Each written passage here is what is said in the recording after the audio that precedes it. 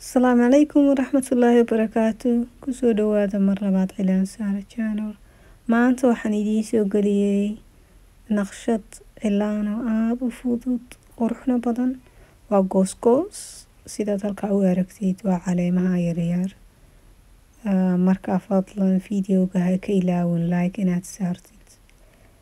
Haddaad rabtid inta ciida ka hadhay ina naqshada kale idiin soo geliyo xagga hoosaad kusoo qori kartaa.